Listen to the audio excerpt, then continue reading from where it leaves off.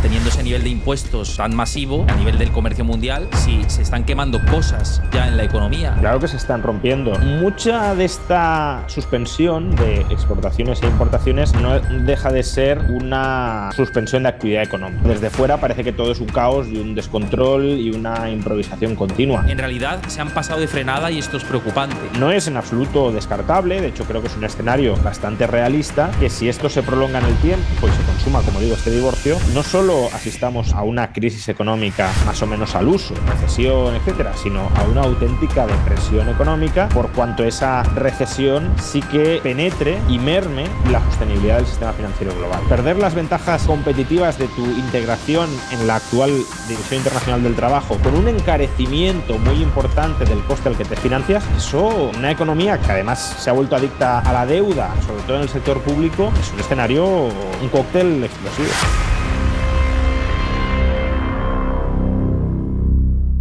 Y por aquí con nosotros, como decía Juan Ramón Rayo, de nuevo en el canal, que siempre es un placer tenerle, tal y como está la economía, los mercados, Trump amenazando a Powell, bueno, en fin, Wall Street patas arriba. Bienvenido como siempre y vamos a ir deshojando la margarita a ver qué encontramos. Gracias como siempre por estar aquí. ¿Qué tal, Héctor? Nada, muchas gracias por la invitación, siempre es un placer, desde luego. Simplemente recordaos, los que veáis esto desde YouTube, siempre os lo digo y es un apoyo para el canal, que dejéis vuestro like, vuestro comentario ahí abajo de qué os parece, lo que vamos comentando tanto Juan Ramón como yo, y suscribiros al canal y activar la campanita para tener el recordatorio cada vez que publico vídeos por aquí. Bueno, para poner el inicio y ir ya directos al grano, han pasado muchas cosas desde la última vez que viniste al canal, entre otras, bueno, pues el famoso Liberation Day de Jerome Powell ya lo tuvimos y ahora estamos viendo el impacto que esto está causando a nivel global y los coletazos de todo ello, ¿no? ¿A ti qué te parece todo esto? Porque te he visto muy crítico en redes y yo lo soy también, o sea, estamos en la misma sintonía, con Donald Trump y Scott Bessent, y que parecía que había un plan detrás de todo esto, que era tirar los rendimientos de los bonos a la baja para refinanciar la deuda a tipos de intereses más atractivos y así, bueno, causar cierto dolor en el corto plazo y garantizarse un futuro más próspero. Pero ese plan parece que no está ahí, ¿no? Y te he visto crítico y yo lo estoy siendo también. No sé qué balance haces de esta situación y si en realidad se han pasado de frenada y esto es preocupante. Es que claro, como no sabemos cuál era el plan o cuál era el objetivo de ese plan, es muy difícil juzgar o evaluar lo que se está haciendo. Claro, desde fuera parece que todo es un caos y un descontrol y una improvisación continua. No tendría por qué serlo y quizá no lo sea, pero de nuevo, al no saber cuál es el objetivo, pues tanto cabe una interpretación como la otra. De hecho, parece que estamos ante una especie de objetivo móvil. Según cuáles vayan siendo los resultados más vistosos, decimos que el plan era uno o era otro, ¿no? Cuando se derrumbaban los mercados y el bono se abarataba, pues ahí se generó la narrativa, que de todas formas ya venía de antes, pero cobró mucha fuerza, la narrativa de que todo esto se hacía para abaratar el tipo de interés de la deuda estadounidense y de esa manera poder refinanciar los vencimientos, los 9 billones de dólares de vencimientos de este año a un tipo de interés más bajo. Cuando se han disparado, han vuelto a subir los rendimientos del bono, incluso a niveles previos a los del día de la liberación, se nos viene a decir que ese no era el objetivo, un objetivo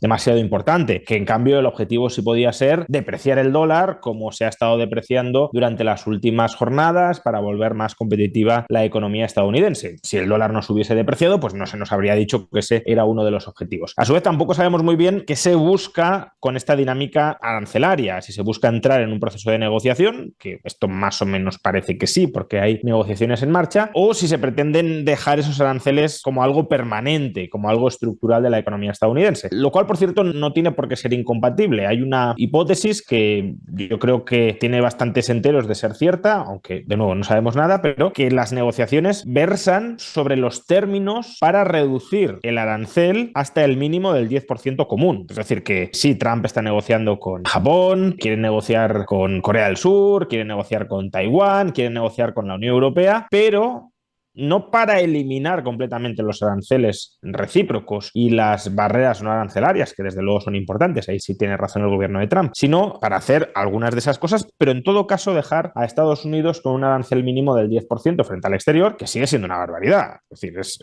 multiplicar por 3 o por 4 el arancel medio que teníamos antes. Pero, de nuevo, tampoco sabemos qué se pretende obtener con esas negociaciones, más allá de si dejamos el 10% o no, que yo creo que sí. Hay algunos que dicen que se pretende una liberalización liberalización del comercio global, lo cual sería el escenario dentro de esta estrategia, pues un poco, ya digo, desde fuera caótica, pues sería el mejor posible resultado, que el gobierno de Donald Trump hiciera todo esto para liberalizar recíprocamente el comercio, o también cabe la posibilidad de que se haga todo esto no para liberalizar el comercio, sino para alcanzar una especie de equilibrio en la balanza comercial bilateral entre Estados Unidos y cada uno de sus socios comerciales, que hay algunos que intentan equiparar ambas cosas cuando no son lo mismo. Se nos dice que como el desequilibrio comercial que tiene Estados Unidos frente al resto del mundo es una especie de síntoma del trato injusto en términos de barreras arancelarias y no arancelarias del resto del mundo hacia Estados Unidos, pues claro, eliminar esas barreras supondría que el déficit comercial desaparezca. No, en una economía con libre comercio puede haber, y de hecho es perfectamente razonable, lógico y esperable, que haya déficits bilaterales, déficits comerciales bilaterales, es decir, que Estados Unidos haya países a los que exporte más de lo que importe, pero haya otros de los que importe más de lo que exporte. O sea, eso no tiene absolutamente nada de raro. Y pretender que eso no pueda ser así, o pretender controlar la magnitud del déficit comercial que Estados Unidos ha de tener con cada país, es de un intervencionismo desde luego atroz. O sea, no tiene nada que ver con el libre comercio. No estoy diciendo que ahora haya libre comercio, pero desde luego el objetivo de suprimir por entero o casi por entero el déficit comercial bilateral solo se puede conseguir a través de intervencionismo estatal. Pero es que además, incluso en una economía de libre comercio irrestricto, podría perfectamente suceder que un país como Estados Unidos tenga déficits comerciales agregados frente al resto del mundo, ya no bilaterales, que eso está a la orden del día, sino agregados, es decir, que su balanza exterior, comercial y bueno, otras rentas primarias y secundarias para llegar a la balanza por cuenta corriente, que esa balanza fuera deficitaria, porque eso solo significa que el país está captando financiación del resto del mundo, nada más. Entonces, claro, un país no puede captar financiación del resto del mundo para financiar su exceso de gasto interno en relación con sus niveles de producción interna. Pues sí, porque no ha de poder. Otra cosa es si es deseable que lo haga de manera sostenida, si esa financiación se está utilizando bien o se está utilizando mal, pero eso de decir no puede haber déficit exterior sostenido frente al resto del mundo. De nuevo, una pretensión bastante antieconómica. Entonces, claro, no sabemos si se pretende negociar para alcanzar ese equilibrio comercial bilateral o multilateral que no sería deseable, o incluso también cobra fuerza, otra línea de especulación que cobra fuerza es que se esté haciendo todo esto para crear una especie de coalición comercial anti-China que lleve, o sea, que en las negociaciones consistan en exigirles a la Unión Europea, por ejemplo, que rompa sus relaciones comerciales con China, de tal manera que haya un área comercial alrededor de Estados Unidos, excluyendo a China de la misma, para de esa manera que Estados Unidos recupere hegemonía geopolítica frente a China. O también que China se siente en la mesa de negociación y acepte, pues, equilibrar su comercio con Estados Unidos. No lo sabemos. Entonces, si China se termina sentando en la mesa de negociación, se nos dirá que esto es lo que se pretendía desde el principio. Si China no se sienta porque no cede y por tanto Estados Unidos y China rompen relaciones comerciales como ahora mismo están rotas, se nos dirá que ese era el objetivo desde un principio, es decir, que no hubiese relaciones comerciales entre Estados Unidos y China y a ser posible entre el resto del mundo y China. Insisto, como no sabemos qué se quiere, cualquier cosa que suceda finalmente es racionalizable a posteriori diciéndonos que ese era el objetivo final del gobierno de Trump y que todo era un ajedrez a 4, 5, 6 o 20 dimensiones, que por supuesto puede ser, de la misma manera que no sabemos lo que quiere y por tanto no podemos juzgar si ha fracasado o no, tampoco podemos rechazar que haya triunfado. Pero claro, no deja de ser deshonesto que suceda lo que suceda, incluso aunque visto desde fuera puedas decir, hombre, pues este no es un resultado tampoco para echar cohetes, se nos pretende vender que sí, que se ha triunfado y que eso era lo que realmente se buscaba. El tema es que con esto que estás comentando y analizando y viendo el contexto actual, si cada día que pasa, recordemos que tenemos, y lo has dicho, aranceles correspondientes a los que veíamos en 1940 o desde 1940 no veíamos esta tasa arancelaria base global y claro, manteniendo ese nivel de impuestos tan masivo a nivel del comercio mundial, si se están quemando cosas ya en la economía, si se están rompiendo cosas ya. Claro que se están rompiendo, lo que pasa que de momento de una manera no irreversible. Los datos que tenemos disponibles ahora mismo hablan de un hundimiento de las exportaciones desde China a Estados Unidos de 2/3, casi un 70%, y al mismo tiempo una caída de las exportaciones de Estados Unidos a China del 40%. Claro, si uno coge esas cifras dice, no, la balanza comercial de Estados Unidos mejora, ¿no? Porque caen más sus importaciones desde China que sus exportaciones a China. Pero claro, mejoras la balanza comercial hundiendo el comercio. Si decretas una autarquía, también tu balanza comercial deja de ser deficitaria, ¿no? Claro, mucha de esta suspensión de exportaciones e importaciones no deja de ser una suspensión de actividad económica. Es decir, si se atrancara el canal de Suez y viéramos flujos comerciales paralizados o muy retrasados como consecuencia de ese atasco del canal de Suez, pues en lo que respecta a los movimientos de bienes entre Estados Unidos y China ahora mismo, mismo pues estaríamos ante una situación similar, ¿no? Es decir, el comercio entre estos dos países se ha suspendido temporalmente a la espera, yo creo que esa es una expectativa y una esperanza que aún tienen los operadores de mercado, de que esa suspensión se levante y se pueda restablecer una cierta normalidad. Por eso, diría, hoy por hoy no se están tomando decisiones empresariales de largo plazo que afecten de manera muy decisiva o casi irreversible al funcionamiento de las economías. O dicho de otra manera, no se están, pues esto es una tesis falsable y si alguien aporta mejores datos podría suceder lo contrario, pero creo que todavía hoy no se está rompiendo de manera definitiva la integración económica entre Estados Unidos y China. No creo que las empresas hoy por hoy estén tomando esas decisiones. Otra cosa es que esto se prolongue. Otra cosa es que entremos en una situación donde la expectativa sea que esto no va a cambiar, es decir, que de verdad hay una voluntad consciente del gobierno de Trump de cerrar el comercio entre Estados Unidos y China y que China no va a dar su brazo a torcer y que, por tanto, geopolíticamente ambas economías o ambos estados han decidido para el futuro previsible que no haya comercio entre ellas. Ahí sí tendríamos ya no una suspensión de la actividad comercial, que desde luego tendrá su repercusión a corto plazo en la actividad económica, sino un auténtico terremoto económico entre ambas economías que además es altísimamente previsible que tuviese repercusiones sobre el sistema financiero. Ya no sobre los mercados financieros, eso ya hemos visto que es así, tanto la bolsa como el mercado de bonos estadounidenses se han resentido, sino, claro, si tú tienes un modelo de negocio que dependes directa o indirectamente de la integración comercial entre Estados Unidos y China, que eso no es que entre en un periodo de vacaciones, de suspensión, como el que tenemos, ojalá sea así ahora, sino una destrucción de ese modelo de negocio, porque ya no es viable establecer relaciones comerciales entre Estados Unidos y China, pues claro, eso te lleva a que tu modelo de negocio deje de ser también viable y de que toda la deuda que has emitido para financiar ese modelo de negocio no sea pagable. Y esa es una situación en la que van a estar muchísimas empresas, tanto en China como en Estados Unidos, si se consuma este divorcio comercial definitivo. Y claro, impagos de deuda son pérdidas que afluyen a los acreedores de esas unidades deudoras. Y los principales acreedores, ya lo sabemos, suelen ser los intermediarios financieros, es decir, los bancos. Entonces, no es en absoluto descartable, de hecho creo que es un escenario bastante realista, que si esto se prolonga en el tiempo y se consuma, como digo, este divorcio, no solo asistamos a una crisis económica más o menos al uso, de recesión, etcétera, sino a una auténtica depresión económica, por cuanto esa recesión sí que penetre y merme la sostenibilidad del sistema financiero global. Y eso, hombre, desde luego sería con muchísima diferencia el peor escenario imaginable.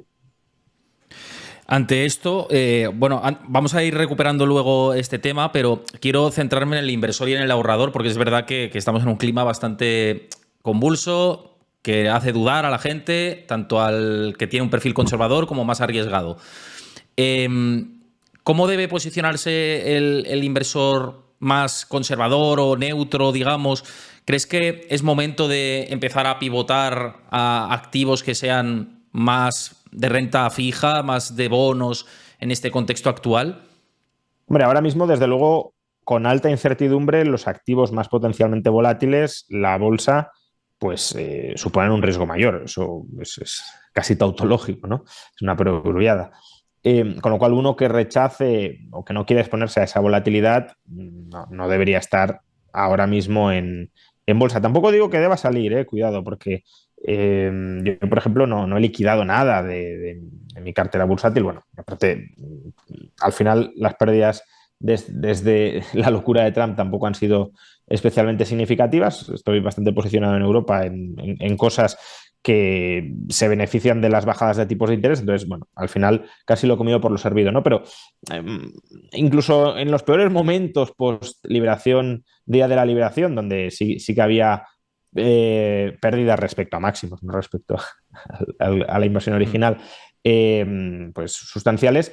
Claro, había gente que veía mis vídeos y decía, te he hecho caso y he vendido todo lo que tengo en bolsa. Y yo, cuidado, yo no he recomendado en absoluto eso, porque no es, o sea, desde luego lo peor que puedes hacer, sobre todo desde una perspectiva de largo plazo, es intentar hacer trading con respecto a las locuras que diga o que deje de hacer Trump. Entonces, desde una perspectiva de largo plazo, creo que tiene sentido mantenerse en bolsa, que si acumulas en este momento minusvalías, no es el momento de realizarlas, de salir en momento de pánico, pero creo que lo que sí nos podemos plantear es respecto a los nuevos flujos de ahorro que vayan llegando, ¿tiene sentido entrar en bolsa? Pues puede tenerlo, porque los precios son, cuanto más caiga, obviamente, más atractivos, pero si a uno le molesta la volatilidad y está incómodo con ella, pues por definición, este no es el mejor momento para entrar en bolsa exponiéndote a volatilidad. Y ahí la renta fija puede ofrecer una alternativa más atractiva por cuanto la volatilidad tiende a ser menor, aunque también con toda la locura de presiones sobre la Fed y de decisiones que esto puede desencadenar, pues también la estructura de tipos puede fluctuar y eso llevará a que el valor liquidativo de tus bonos fluctúe, aunque bueno, si estás hasta vencimiento tampoco es un problema, ¿no? Entonces, yo diría que tiene sentido o puede tener sentido la renta fija en un contexto como el actual, sin duda, especialmente si hablamos de empresas, por lo que mencionaba antes, que no tengan una vinculación muy directa al comercio Estados Unidos-China. O sea, claro, las empresas que tengan muchos intereses económicos en esos flujos comerciales, sí que habría que evitarlas, tanto sus títulos de renta variable, sus acciones, como sus bonos, porque, bueno, si no se llega a un acuerdo entre Estados Unidos y China, sí que podrían ser un factor de riesgo más importante. Claro, te pregunto todo esto también porque voy a compartir pantalla ahora y veis aquí la nueva posibilidad que ofrece Freedom 24 ahora mismo, que ofrece ETFs de bonos con rendimientos de hasta el 7% anualizados en euros, de distribución, de dividendos en muchos casos, y que puede ser una alternativa bastante interesante para todos. Es más, ya sabéis que yo en el último vídeo también hice una aportación, y hoy, aprovechando que está aquí también Juan Ramón Rayo, creo que es momento de volver a entrar viendo el contexto, porque coincido en lo que está diciendo y esto es muy simple hacerlo. Esta es la plataforma de Freedom 24 a través de mi perfil, que ya veis que hay 10.500 euros metidos en diferentes productos, y por ejemplo si entramos en el ISERS JP Morgan USD Emerging Market Bonds, que es en el caso de emergentes cubierto por euros, que es el que estoy mirando ahora también para asignar tácticamente aquí, pues vemos que podemos invertir, pinchas en invertir para diversificar aquí la cartera. Nos centramos en este en concreto para entrar y le dais a invertir y termináis haciendo la aportación. Es bastante sencillo, simplemente con vuestro DNI a mano, si no tenéis cuenta la abrís muy fácilmente, y que sepáis que obviamente no hacemos recomendaciones de inversión, compartimos ideas que creemos que son interesantes, y que sepáis que, pues que tenéis el link para descargaros la plataforma en el comentario fijado de YouTube y en la descripción del vídeo, y también en el canal de Juan Ramón Rayo lo tenéis en el comentario fijado y en la descripción del vídeo, para que os aprovechéis de esta posibilidad, que ya veis que pues tal y como está el contexto de mercado es bastante complicado, y diversificar entre activos y entre ellos renta fija puede tener bastante sentido en un esquema como el que tenemos actualmente. Y cambiando de tema, pero va muy ligado a todo esto, porque va también relacionado con los tipos de interés y lo que está haciendo Donald Trump, porque ahora, en los últimos días, hemos visto que se ha buscado la excusa de lo que está ocurriendo también en los mercados y el impacto que tiene en la economía. Y esto, porque te lo digo, Juan, básicamente por esta noticia, que hemos reaccionado todos a ella, y es las presiones que está haciendo Donald Trump a Jerome Powell, presidente de la Reserva Federal, y amenaza con despedirlo, cosa que es bastante complicada, como bien conoces, pero sí que es una presión del poder político sobre un organismo teóricamente independiente como es la Reserva Federal. No sé qué te parece todo esto, si crees que es para buscar un culpable, como sucede con muchos políticos de corte populista, de buscar un enemigo externo para justificar lo que están haciendo. No sé cómo has visto todas estas amenazas a Jerome Powell y decir que le va a despedir y que tiene que bajar los tipos de interés. A ver, en general me parece todo un disparate, y no porque no pueda haber cierto grano de verdad, pero como en todas las falacias o trampas argumentativas, pues para que suenen verosímiles tiene que haber una cierta verosimilitud detrás, ¿no? Es verdad que la Fed suele llegar tarde a la hora de subir tipos y tarde también a la hora de bajarlos. Al final no deja de ser a los austríacos a veces dicen que es un órgano de planificación central, quizás un poco exagerado, pero tiene también de nuevo su grano de verdad.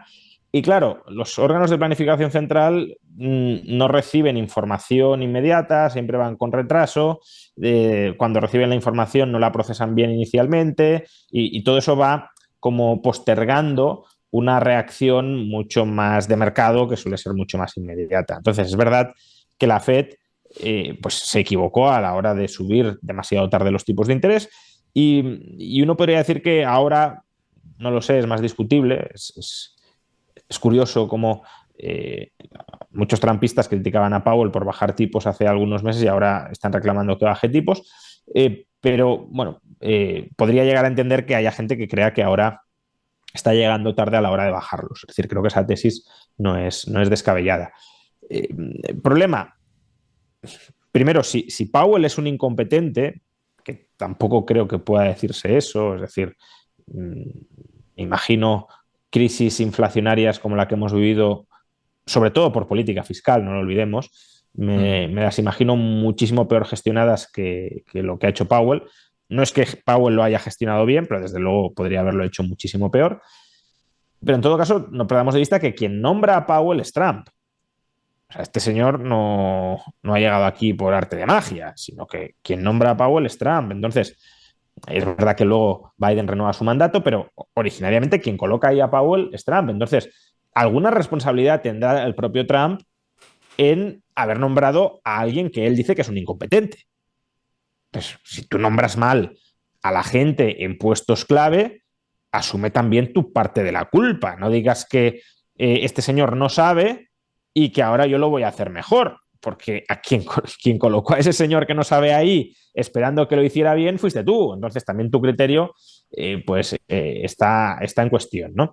Luego, yo también me plantearía cuándo en algún momento de su mandato, primero 4 años y este segundo algunos meses, claro, Donald Trump ha dicho que los tipos de interés estaban demasiado bajos y que por tanto lo que tenía que hacer la FED era subirlos. Yo nunca he escuchado ese mensaje. Para Donald Trump los tipos de interés siempre han estado demasiado altos y siempre ha habido que bajarlos. Con lo cual, si tu criterio heurístico siempre es que hay que bajar los tipos, estén al nivel que estén, no parece que esa conclusión proceda de un análisis sofisticado de cuál es la situación de la economía y cuál es el grado expansivo o restrictivo de política monetaria, sino que tú por defecto vas a reclamar siempre tipos de interés más bajos porque tienes la idea de que los tipos de interés bajos son buenos para la economía, lo cual probablemente tenga mucho que ver con la trayectoria empresarial de Trump, que, como ya sabéis, está muy vinculada al apalancamiento extremo. Y claro, tipos de interés bajos son beneficiosos para el deudor y son letales, ¿no? Los altos son letales para el deudor. Y dicho esto, como, digamos, precedente, a mí me parece tremendamente hipócrita y tremendamente tramposo que, más allá de que a lo mejor, ya digo, la tesis de que hubiese que bajar tipos antes, pues, es un debate y creo que es un debate razonable a tener, pero más allá de ese debate razonable me parece tremendamente tramposo e hipócrita que tú tomes una serie de decisiones económicas que están dañando muchísimo la economía, la subida arancelaria, que no deja de ser una subida de impuestos brutal sobre la economía estadounidense, que además machaca los flujos comerciales globales y por tanto la integración económica de Estados Unidos en el resto del mundo, que esa salvaje decisión impositiva arancelaria dañe tremendamente a la economía, a lo mejor no de una manera irreversible si se modifica esa política arancelaria, pero desde luego sí que está habiendo paralización de la actividad económica. Y después de haberte cargado o de haber dañado la economía con tus políticas, digas que si Powell no baja tipos de interés rápido, a lo mejor sí que hay una desaceleración económica. Hombre, si no hubieses lanzado el famoso Día de la Liberación, pues no sé si habría habido una desaceleración económica, pero desde luego no de la magnitud que has acelerado o has provocado tú con tu política fiscal. Entonces sí, yo creo que claramente aunque haya críticas que se le puedan hacer a la gestión de Powell, lo que está diciendo Trump y el trumpismo en general, porque es tremendamente instrumental a la propaganda de Trump, más allá del análisis que se haga, es buscar una justificación externa al problema que ellos mismos han creado.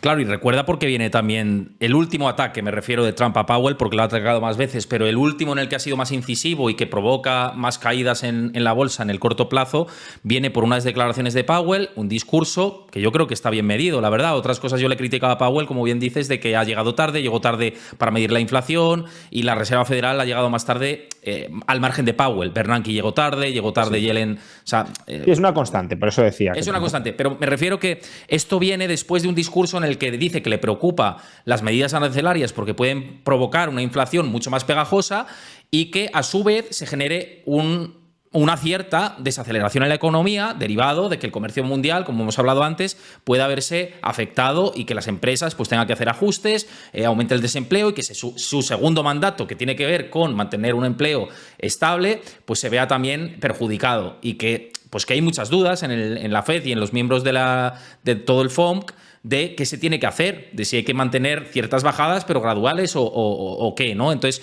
manifestó esas ciertas dudas y de que no sabía hasta qué punto tenían que bajar los tipos de interés y Trump la atacó diciendo tienes que bajar tipos porque llegas tarde, porque vas a causar una desaceleración mundial. Y claro, es que es llamativo porque Powell la lectura que hace es por la parte del comercio mundial, ¿no? Claro. A ver, yo aquí diría dos cosas. La primera es, yo no tengo claro que los aranceles sean inflacionarios. Desde luego no lo son en el sentido de que hagan perder valor a la moneda, o al menos no tienen por qué hacerlo, aunque es verdad que hemos visto con todo esto que la demanda de dólares ha caído y eso sí sería un efecto inflacionario derivado directo o indirectamente de los aranceles, pero bueno, en principio no diría que los aranceles son inflacionarios en el sentido de pueden provocar un alza del nivel de precios, pero no pérdida de valor de la moneda, no tienen por qué hacerlo. Pero ya no me estoy refiriendo a eso. O sea, el punto es, ¿los aranceles van a hacer subir el nivel de precios en Estados Unidos o lo van o no? Y desde luego es una posibilidad que lo hagan subir, que es la posibilidad por la que apunta Powell. Pero si la subida de aranceles provoca una recesión en Estados Unidos, es decir, si es una subida suficientemente intensa como para paralizar la actividad económica, los aranceles podrían ser deflacionarios. Se te hunde la actividad económica y tienes un proceso de liquidación masivo de casi todo y te bajan los precios. Te bajan los precios porque no es que sigas comprando lo mismo que comprabas antes con el arancel, es que se te hunde el comercio internacional, se te cae la demanda de ese comercio y por tanto operas a un nivel de actividad mucho más bajo y con un gasto agregado decreciente, ¿no? Que eso es lo que pasó en la Gran Depresión. Antes mencionabas los aranceles de la década de los 30, el Smoot-Hawley. Claro, es verdad que ahí hay muchos factores que funcionan a la vez, ¿no? Entonces, conocer cuál fue la influencia exacta de este mega arancel de 1930 sobre la economía, pues es incierto, ¿no? En el sentido de ¿generó inflación o no? Lo que sabemos es que después de ese arancel no hubo un periodo inflacionista, sino que hubo un periodo deflacionista muy intenso. Si fue por el arancel o no, ya es más debatible. Yo creo que sí tuvo una influencia grande, pero bueno, es más debatible.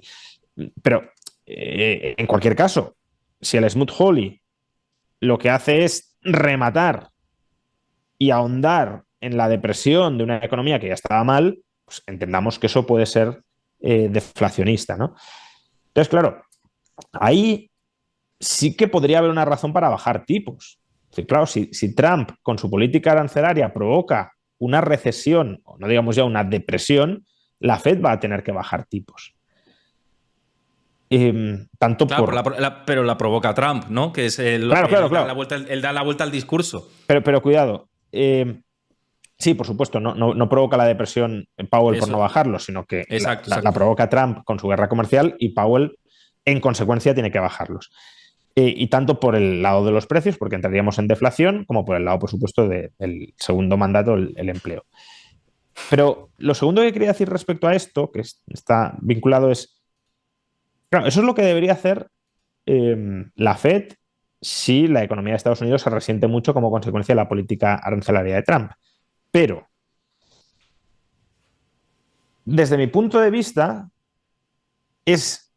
se vuelve menos probable que la FED haga eso después de la presión que está ejerciendo Trump que si no hubiera presión. ¿Por qué digo esto? Pues porque si ahora Powell baja tipos, todo el mundo va a interpretar que los baja porque Trump se lo ha exigido. Y por tanto, esa bajada de tipos se entenderá como una forma de socavar o una erosión de la independencia o autonomía de la Fed frente al Tesoro estadounidense. Con lo cual, en la función objetivo, en la planificación de la Reserva Federal, ahora mismo no solo entra deliberar sobre qué tipo de interés o qué política monetaria en un sentido más amplio es adecuada para cumplir nuestro mandato de precios y de empleo, sino que también entra, creo yo, un factor mucho más institucional de qué política monetaria es la que señaliza una mayor independencia de la Reserva Federal frente al Tesoro estadounidense, aun cuando esa política monetaria no sea la óptima respecto a nuestro objetivo de inflación y respecto a nuestro objetivo de empleo. Y cuanto más ruido haga Trump, más resistente, creo, se va a mostrar la Fed a bajar tanto los tipos de interés como a lo mejor la propia Fed, según evolucione la economía, querría bajarlos. Es más, incluso desde una perspectiva, si lo queremos personal, yo tampoco descartaría, esto ya es más especulativo, por supuesto, pero que al final en una negociación, ¿no? A Trump que tanto le gusta negociar, pues también hay que tener en cuenta que si tú vas metiendo mucho el dedo en la llaga y te vas generando antipatías con la otra parte a la que estás presionando, la otra parte se puede enrocar ya por pura enemistad o aversión personal hacia ti.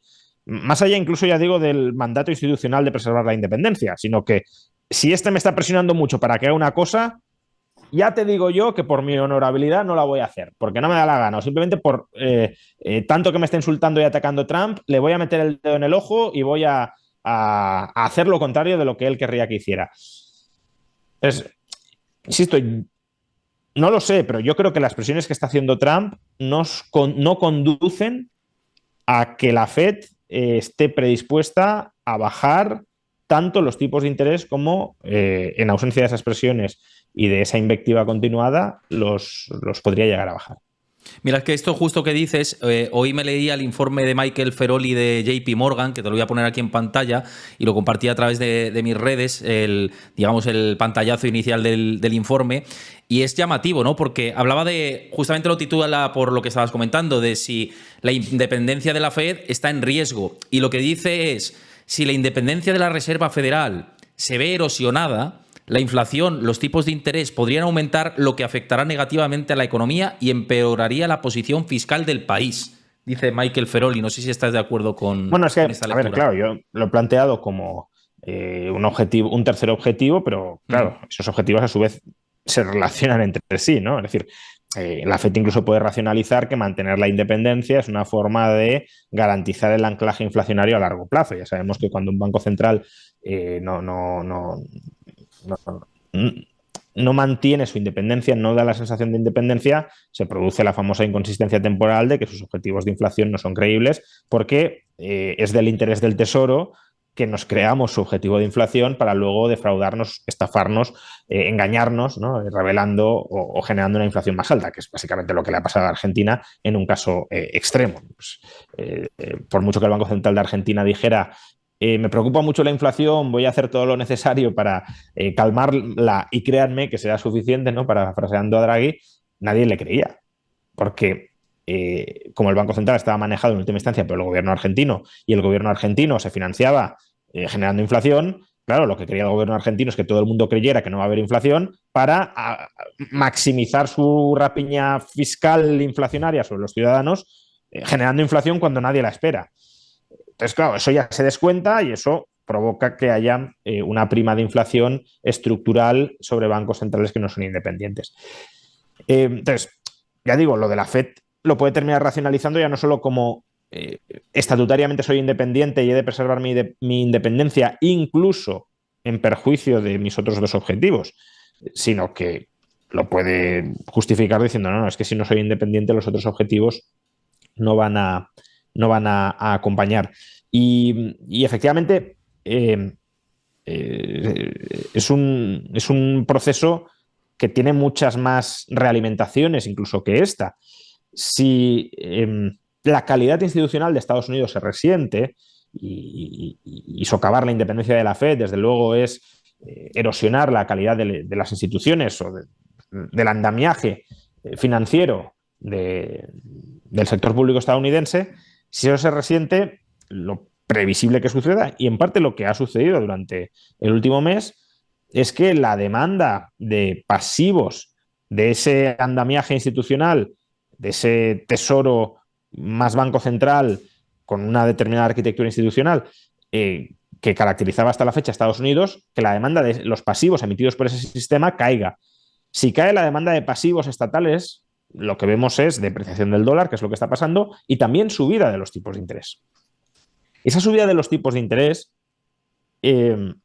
si es persistente, es decir, si, dicho de otra manera, Estados Unidos deja de recibir un extra de financiación gratuita por ser el activo de reserva global, eso lo que provoca es una subida estructural de los tipos de interés. Es decir, que a Estados Unidos estructuralmente le va a resultar más caro financiarse. Y claro, si tú tienes un déficit público como el que tienes, que de momento Trump tampoco está haciendo ningún tipo de esfuerzo palpable y contundente para reducirlo. De hecho, lo que estamos viendo, salvo que haya revisiones luego de gasto no conocidas, pero lo que estamos viendo es que el gasto federal, la evolución del gasto federal en 2025 está por encima de la de 2024. Y claro, si además quieres bajar impuestos, es verdad que con los aranceles algo vas a recaudar, pero no mucho. Si bajas impuestos, el déficit no se te va a reducir, se te va a ampliar. Pero bueno, entonces claro, si tú, da igual, aunque no suba, mientras no lo bajes de una manera apreciable, si se te encarece el coste de financiar ese déficit como consecuencia de la destrucción de parte de la credibilidad institucional de Estados Unidos, eso supone un gasto en intereses que no va a tener una trayectoria descendente o no tan descendente como se esperaba hasta la fecha. Y eso supone que el déficit futuro esperado para Estados Unidos se tiene que revisar al alza. Y revisar al alza significa pues más deuda pública, o sea, más emisión de deuda pública futura, que estamos diciendo que está siendo menos demandada. Es decir, que justamente porque la calidad institucional la ha empeorado, ya no se quiere tanta. Entonces, cae la demanda, sube la oferta de deuda pública, y eso te entra en una dinámica generadora de inflación que, si además no tienes a la Fed para ponerle coto porque se ha mermado la independencia, pues es un escenario muy complicado, que por cierto es un escenario, lo recordarás, que manejamos como posible antes de que Trump llegara al poder. Sí. Es decir, ya este escenario, obviamente sin una guerra comercial tan intensa como la que tenemos ahora, etcétera, pero este escenario de enfrentamiento del Tesoro con la Fed, que minara la credibilidad institucional de Estados Unidos para conseguir financiar en términos asequibles unos déficits públicos que Trump no consiguiera reducir porque no quisiera o no pudiera, y que todo eso fuera erosionando el estatus de la deuda estadounidense y del dólar como activos de reserva global, es un escenario que no es que dijera va a suceder esto, obviamente el futuro no está escrito, pero que no era en absoluto imposible de prever. Era un escenario que estaba en el horizonte y que por ahora es el escenario hacia el que estamos avanzando. Esperemos que empiecen a revertir las cosas, que la guerra comercial no escale, sino que desescale, que las bravuconadas de Trump contra Powell se queden en eso, como sucedió en el primer mandato, que la Fed haga lo que tiene que hacer cuando lo tiene que hacer, aunque eso ya es más complicado porque no lo ha hecho nunca, pero bueno, que al menos no haya una especie de choque de trenes con el Tesoro, sino que cada uno, más allá de la retórica, esté en su papel y opere con autonomía, y que se reconduzcan las aguas al cauce por el que estaban, porque si no, es decir, Estados Unidos yo creo que tiene una cierta perspectiva de imperio decadente, y eso es verdad, pero estos movimientos que estamos viendo, si no se resuelven bien, son la puntilla a ese imperio decadente. Es decir, que tú de golpe puedas tener una pérdida de tu integración económica global con todo lo que ello supone para tu economía de dolor, y a la vez que se te cierre o que pierdas acceso a un flujo de financiación barato internacional que va de la mano, porque si, o sea, la financiación la recibías porque comprabas más de lo que vendías, ¿no? Entonces, perder esas dos ventajas, la ventaja de poder financiarte a costa del resto del mundo para capitalizarte a costa del resto del mundo, y pasar al proceso opuesto, es decir, perder las ventajas competitivas de tu integración en la actual División Internacional del Trabajo con un encarecimiento muy importante del coste al que te financias, eso en una economía que además se ha vuelto adicta a la deuda, sobre todo en el sector público, es un escenario, desde luego, un cóctel explosivo. Fíjate, ya que dices todo esto y hablabas de las financiaciones, yo uno de los gráficos que tenía preparado y parece que como que nos hemos puesto de acuerdo en lo que tenemos que ir hablando, pero es que son los temas que están saliendo, ¿no? Y al final yo cuando me preparo los programas pues tengo los temas candentes y los informes que me parecen más relevantes. Y uno de ellos es este, de Apollo Research, porque hablabas del tema de las financiaciones que vienen ahora y si hay cierre del grifo. Y lo que dice Apollo Research, que lo ves aquí directamente, es que cuando hay incertidumbre y cuando escala la incertidumbre, los préstamos o digamos la financiación va para abajo. ¿Y qué estamos viendo? Que la financiación está yendo para abajo. Entonces, y si vemos el índice, que no lo tengo aquí preparado, pero si vemos el índice de financiación de Goldman Sachs, lo que estamos viendo es que se está apretando. Es decir, que financiarse ahora mismo es mucho más complicado, que hay más restricciones a esa financiación y que se está cerrando el grifo. Y si se cierra el grifo, pues hay problemas financieros, ¿no? Al final, esto es siempre la pescadilla que se muerde la cola y lo que miras por el retrovisor te va sonando, ¿no? Y parece que estamos en esas. Sí, pero yo diría que la gravedad potencial de la situación es mayor de la que estás explicando con este gráfico. Porque con este gráfico lo que nos estás diciendo correctamente es que la financiación del sector privado en Estados Unidos se está secando, y eso, Exacto, sí, sí. y eso en época de incertidumbre es lo normal. Es decir, en época de incertidumbre pues se paraliza la actividad financiera entre agentes privados porque el riesgo de contraparte aumenta, básicamente. Pero lo que venía sucediendo hasta la fecha con respecto a Estados Unidos, y no solo internamente, sino globalmente, es que en momentos de incertidumbre la provisión de financiación hacia el Tesoro estadounidense se incrementaba. Es decir, que los agentes del sector privado dejaban de prestarse entre sí. Eso no significaba que pasaran a consumir masivamente. Lo digo porque, claro, si tú financias a otros porque estás ahorrando, porque estás produciendo más de lo que gastas y tienes, por tanto, un excedente, una capacidad de financiación que se la dabas a otro para que la invirtiera, a otro agente del sector privado para que la invirtiera. Claro, si tú no le prestas, una alternativa sería, pues voy a consumir más. Si produzco más de lo que gasto y eso es ahorro y el ahorro lo prestaba y ahora ya no lo presto, pues dejo de ahorrar y consumo todo lo que produzco y por tanto ya no tengo que prestarle nada a nadie porque no tengo ahorro. Pero eso no sucede. Es decir, en los momentos de incertidumbre, lo habitual es que incluso el ahorro aumente, ¿no? Ahorro precaucionario. Es decir, que Sí. produzcamos lo mismo o un poco menos, pero gastemos mucho menos. Entonces, claro, tú tienes ahí un volumen de ahorro grande que no quieres prestárselo a otros y tienes una alternativa muy cercana y asequible, que es ese supuesto pasivo libre de riesgo, que es la deuda pública, y sobre todo la deuda pública del gobierno de Estados Unidos, hacia el que canalizas la financiación.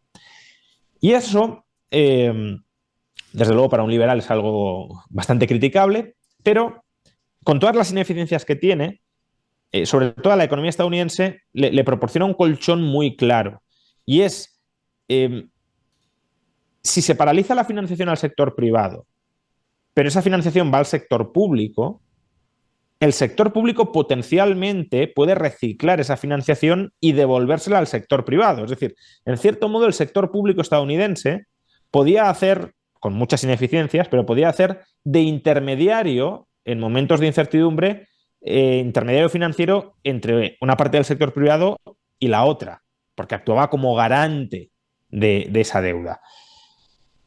Eso es algo que el resto de gobiernos del mundo pueden hacer, pero limitadamente, no ilimitadamente, o al menos mucho más limitadamente que Estados Unidos. Es decir, si lo vimos con la crisis financiera en España, ¿no? Si el gobierno de España quería rescatar a las cajas de ahorro, pues estaba claro que iba a quebrar, ¿no? Estados Unidos ha tenido la ventaja de poder hacer eso sin que nada pues, problemático, más allá de una cierta inflación, es verdad, pero sin que nada estallara internamente. Se cae la financiación al sector privado, se la damos al público y el público la recicla, ya sea con préstamos o con planes de estímulo que mantienen la actividad del sector privado que se había quedado sin financiación. Pero claro, lo que estamos diciendo ahora es que la merma de calidad institucional de Estados Unidos, la perspectiva incluso de que se quiere devaluar, o depreciar, mejor dicho, ¿no? Pero al ser un movimiento político casi podríamos hablar de devaluación, el dólar para ganar competitividad, claro, si tú compras, si eres un extranjero que compra deuda en dólares y te están diciendo que el dólar se va a depreciar frente a tu divisa, pues eso es una especie de impago de la deuda pública estadounidense en términos de tu divisa, ¿no? Porque vas a, cuando cobres en dólares y recompres, por ejemplo, euros, vas a recibir muchos menos euros que los inicialmente esperados, ¿no? Entonces, todo eso hace caer la demanda de deuda y, por tanto, la provisión de financiación hacia el Tesoro estadounidense. Entonces, la economía de Estados Unidos, de nuevo, si todo esto se enquista y las cosas no vuelven a su cauce, que igual la semana que viene Trump dice, pues, de la misma manera que puso una pausa de 90 días, se puede desdecir de todo y decir aquí no ha pasado nada y volvemos a donde estábamos, ¿no? Pero si todo esto se estanca, la economía estadounidense se puede encontrar por primera vez en mucho tiempo sin financiación para su sector privado y sin una financiación sobreabundante, no digo que no vaya a haber financiación, pero sin una financiación sobreabundante a tipos de interés bajísimos a su sector público y, por tanto, sin la posibilidad de implementar grandes planes de estímulo, como los que se implementaron en 2009, por ejemplo, durante el COVID, a un sector privado que en ese momento esté sufriendo. Y bueno, a lo mejor es bueno que Estados Unidos pase por eso, ¿no? Porque al final toda la MMT y demás teorías económicas descabelladas pues han nacido en ese sustrato de excepcionalidad del gobierno estadounidense de poder financiarse de manera aparentemente ilimitada sin consecuencias. Y quizás es bueno que el gobierno de Estados Unidos empiece a sentir la restricción presupuestaria, pero claro, yo creo que sería institucionalmente bueno que fuera así, por una cierta evolución natural de las cosas, pero que tú provoques un hundimiento de tu economía y que en ese momento empieces a sentir la restricción presupuestaria, pues tampoco creo que sea el mejor escenario para Estados Unidos. Fíjate que mientras hablamos parece que pasan cosas, porque entonces hemos hablado de Powell y la posibilidad de que no baje tipos o baje menos para tener su independencia, y el CEO de Bank of America dice que el departamento de Research no ve recortes de tipos de interés este año debido a la inflación persistente. Es decir, el departamento de Research de Bank of America ya estaba viendo como que la Fed no va a bajar tipos de interés este año. Ya veremos, ¿no? Pero una vez más la narrativa esta puede estar vigente, ¿no? Con el contexto actual. Claro, además se la va a intentar vestir de esto, ¿no? Obviamente no va a salir Powell a decir que no va a bajar tipos porque Trump le ha dicho que los baje, eso no va a suceder. Ahora que tú puedes intentar justificar durante un tiempo, porque si Estados Unidos entra en deflación, porque entra en recesión, este tipo de palabras serían estériles. Claro, no puede salir Powell hablando de inflación persistente si el país entra en deflación. Pero hasta que se resuelva, y todo esto son mensajes de cara a la galería y bueno, más que a la galería, a tu contraparte, ¿no? Es decir, esto es un mensaje que le lanza la Fed con mensajero, con Bank of America, al gobierno de Trump. Está diciendo, tú me dices que baje tipos, no los voy a bajar. O sea que si estás haciendo todo esto para que baje tipos, ya puedes dar marcha atrás. Y obviamente el gobierno de Trump dirá, pues yo no voy a dar marcha atrás, voy a duplicar la apuesta. Pero claro, de momento, a falta de datos actualizados que acrediten una bajada de la inflación muy fuerte como consecuencia de la parálisis económica, este tipo de mensajes van a estar ahí. Y van a estar ahí significa que la Fed firma su independencia y que no quiere ceder a las presiones de Trump. Y Trump, mi sensación es que si no le frenan internamente, porque sabemos que Scott Bessent no es muy partidario de este tipo de arrebatos, pero si no le frenan internamente, mi sensación es que su impulso, su instinto es a ir mucho más allá y si hace falta cargarse a Powell si se insubordina, ¿no? O al menos, no sé si cargárselo, pero sí dar pasos donde parezca que se lo va a cargar, ¿no? Es decir, ir escalando quizás hasta el límite, no sé si cruzar ese límite, pero desde luego sí hasta el límite. Y todo eso no es bueno porque introduce muchísimo ruido y además algo que tampoco hemos mencionado, aunque sí era algo que quería mencionar porque está todo el rato sobre el ambiente, más allá de lo que pueda suceder a corto plazo, corto o medio plazo, creo que este tipo de imprevisibilidad institucional tan radical y tan desnortada en Estados Unidos, claro, también podríamos decir que Argentina con Milei ha sido imprevisible, claro, ¿quién esperaba que Milei hiciera todo lo que ha hecho, ¿no? Pero esa imprevisibilidad ha sido una imprevisibilidad a mejor, es decir, dentro de que no sabemos cómo va a ser Argentina, aquí se ha decantado por hacer las cosas bien. Pues bueno, sí, no preveíamos que fueran a hacerlas bien, pero las han hecho. Pues bueno, bien, fantástico. Pero aquí no, aquí es imprevisibilidad en hacer las cosas mal.